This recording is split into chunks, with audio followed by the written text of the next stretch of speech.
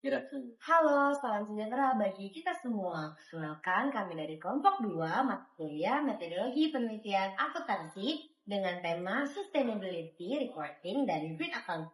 Perkenalkan, saya Indrika Boniera dengan NIP 35239086. Saya Rayhan Ahmad Saleh dengan NIM 37239042.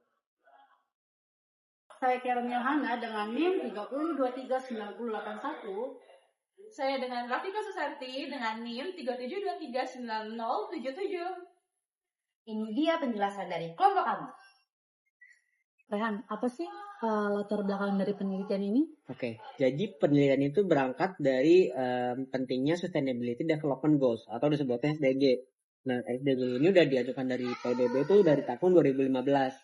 Nah, SDG ini tuh seruan global untuk mengurangi tingkat kemiskinan, terus untuk menjaga bumi dan lingkungan ini, serta untuk menciptakan kesejahteraan untuk semua di tahun 2030 nanti.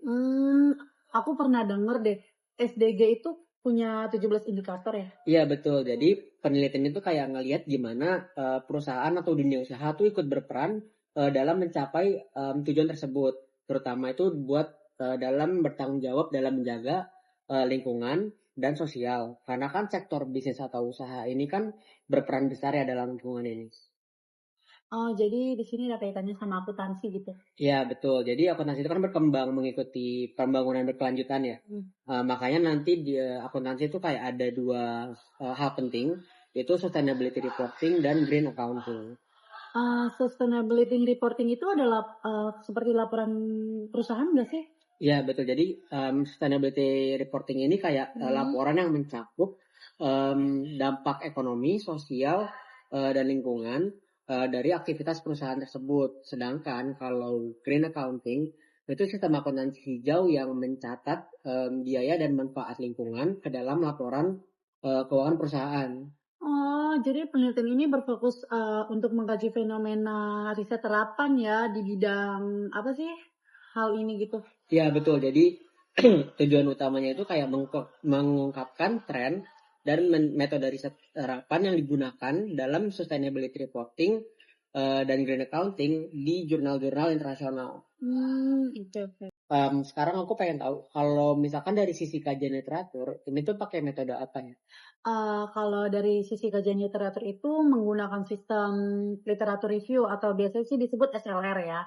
Jadi itu mereka meninjau 10 artikel ilmiah yang terindeteksi Scopus Q1 dan Q2 antara tahun 2019 sampai tahun 2023. Oh, berarti ini kayak bukan penelitian lapangan ya, tapi lebih ke analisis literatur gitu. Iya, mereka itu menelusuri artikel dengan kata kunci sustainability reporting dan green accounting, kemudian dikategorikan berdasarkan metode penelitian, topik utama dan hasilnya. Oh, terus hasilnya gimana?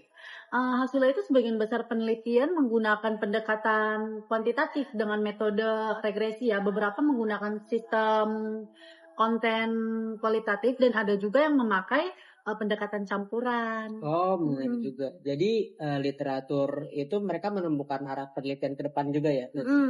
Jadi mereka menyimpulkan bahwa penelitian di masa depan sebaiknya menggabungkan pendekatan kualitatif dan kuantitatif, bahkan dikembangkan dengan metode R&D agar hasilnya lebih terapan dan komprehensif. Oke.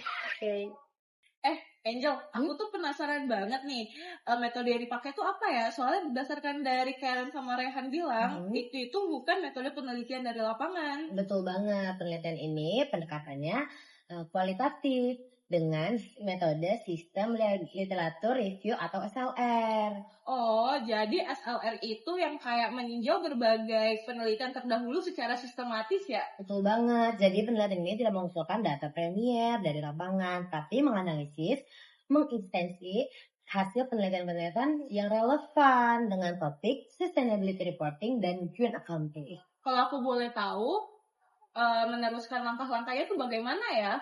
Nisik Wasau ya, ada 3 langkah penting yang mengacu pada pedoman Prisma 2020. Yang pertama itu merencanakan proses review, mulai dari menentukan tujuan penelitian dan kriteria pencarian artikel.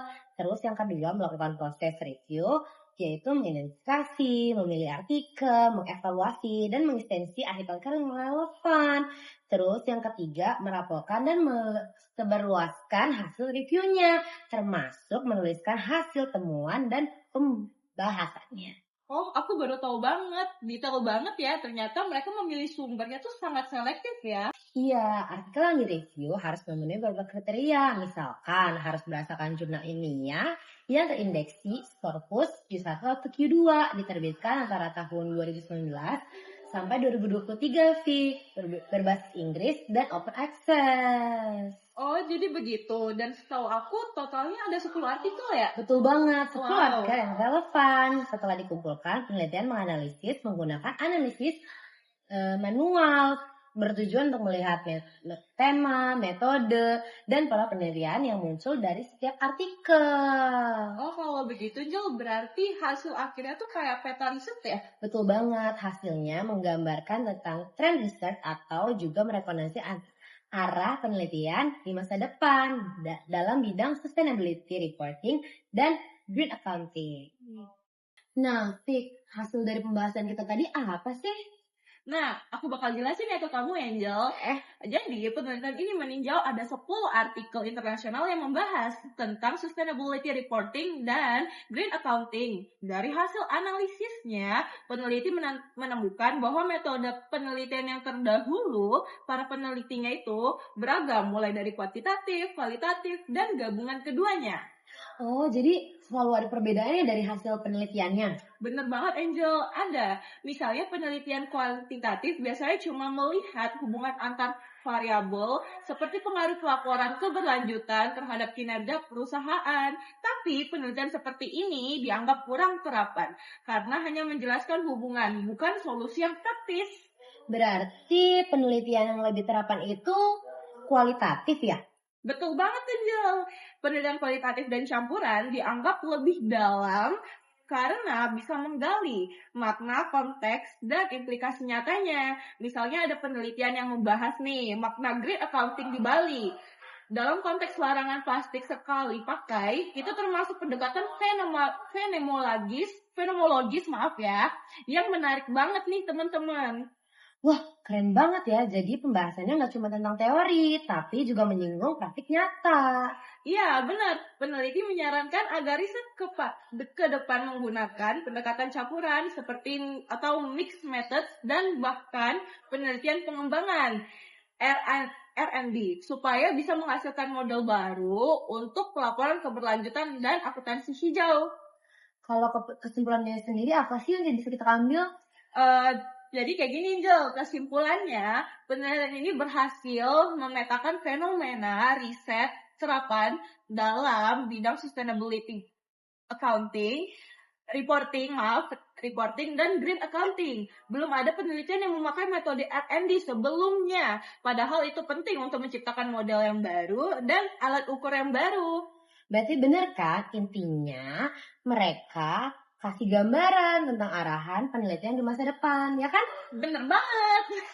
Mereka menekankan pentingnya pendekatan campuran kualitatif dan kuantitatif agar hasil riset lebih komprehensif dan bermanfaat, baik untuk akademisi ataupun praktisi. Wah, keren banget ya. Iya, jadi teman-teman lebih tahu kan sekarang? Jadi teman-teman, secara keseluruhan, penelitian ini memberikan kontribusi penting dalam memahami pengembangan riset terapan di bidang sustainability, reporting, dan green accounting melalui pendekatan systematic literature review atau SLR terhadap artikel representasi internasional. Penelitian berhasil memetakan tren, metode, serta arah pengembangan penelitian asal negara. Menurut hasil kajian, dapat menunjukkan bahwa kombinasi mixed method serta penerapan pendekatan R&D dapat menjadikan inovasi yang memperkaya penelitian akuntansi berkelanjutan.